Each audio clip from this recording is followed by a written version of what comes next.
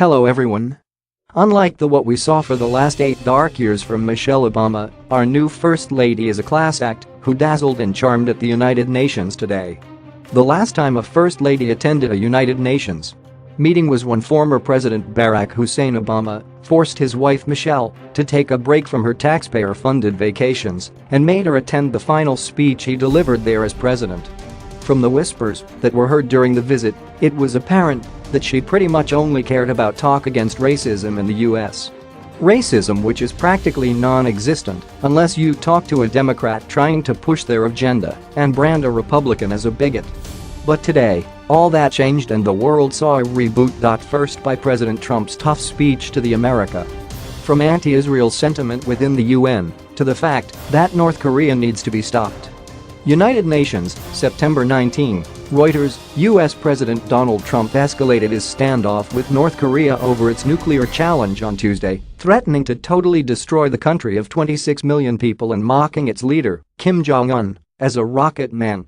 In a hard-edged speech to the United Nations General Assembly, Trump offered a grim portrait of a world in peril, adopted a more confrontational approach to solving global challenges from Iran to Venezuela, and gave an unabashed defense of U.S. sovereignty. The United States has great strength and patience, but if it is forced to defend itself or its allies, we will have no choice but to totally destroy North Korea, Trump told the 193-member world body, sticking closely to a script.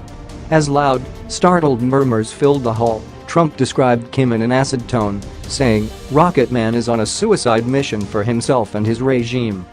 His remarks rattled world leaders gathered in the green marbled UN General Assembly Hall, where minutes earlier UN Secretary General Antonio Guterres appealed for statesmanship, saying, "We must not sleepwalk our way into war."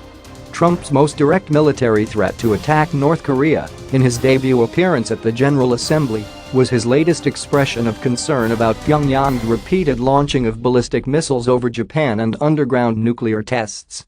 His advisors say he is concerned about North Korea's advances in missile technology and the few means available for a peaceful response without China's help. Inside the hall, one man in the audience covered his face with his hands shortly after Trump made his totally destroyed comment. Swedish Foreign Minister Margot Wallström crossed her arms. It was the wrong speech, at the wrong time, to the wrong audience, Wallström later told the BBC. Trump did not back down, instead later tweeting out the line in his speech vowing to destroy North Korea if needed. Imagine your North Korean diplomat sat in the delegation's front row seat for Trump's speech, the North Korean UN mission said. The mission did not immediately respond to a request for comment. In Germany, Chancellor Angela Merkel said she would do everything in her power to ensure a diplomatic solution. Anything else would lead to disaster, she said. Trump's saber-rattling rhetoric, with the bare-knuckled style he used to win election last November, was in contrast to the comments of some of his own cabinet members who have stated a preference for a diplomatic solution. Reaction around the United States was mixed. Mitt Romney, the 2012 Republican presidential nominee, tweeted that Trump, a fellow Republican, gave a strong and needed challenge to UN members to confront global challenges. But Democrat Ed Markey of the U.S. Senate Foreign Relations Committee denounced Trump's remarks, telling CNN the president had yet to exhaust his other options in encouraging Pyongyang to negotiate.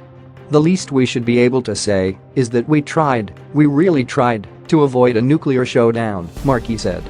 In a thunderous 41-minute speech, Trump also took aim at Iran's nuclear ambitions and regional influence, Venezuela's collapsing democracy, the threat of Islamist extremists and the Cuban government. "Major portions of the world are in conflict and some in fact are going to hell," he said.